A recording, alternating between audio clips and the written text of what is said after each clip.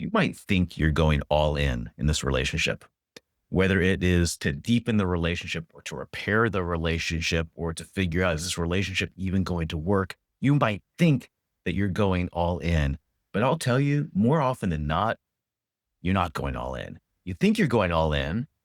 You have intentions to go all in, but you're not. You're holding back. And I think first, let's talk about what does it mean to be all in? To be all in means that you're prioritizing. So, in terms of relationship, you're prioritizing your relationship with this other person, which means that you're not letting distractions pull you away. Distractions might be work, distractions might be some kinds of addictions, distractions might be other people in your life. If you're doing those things, you're not all in, you're fooling yourself. Now, this came up because I was working with some people, and I see this time and time again, but recently working with some people on their relationship. And they were saying, yeah, this is really important. But we started doing a survey of where their energy is going in life. And it's not going into the relationship, it's going into these other places.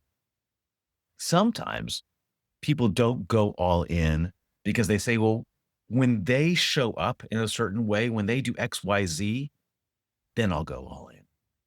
That's a cop out. That's waiting for some kind of external factor before you go in. That's not fair. It's not fair to you. It's not fair to them. If you're waiting for the other person to go all in, you might be waiting a long time. So, what if you just did go all in? What if you really focused on how can I communicate in a more healthy manner? How can I share my wants, needs, and desires in a more healthy manner? How can I set boundaries in a more healthy manner? Focusing on those things, really focusing on them, and not just for a little while, not just for a week, a couple weeks, but focusing on them for months will benefit you.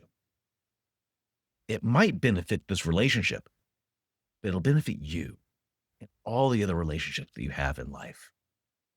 Now, there are some times where you recognize that I've been all in for 6 months, for a year, I'm not being met.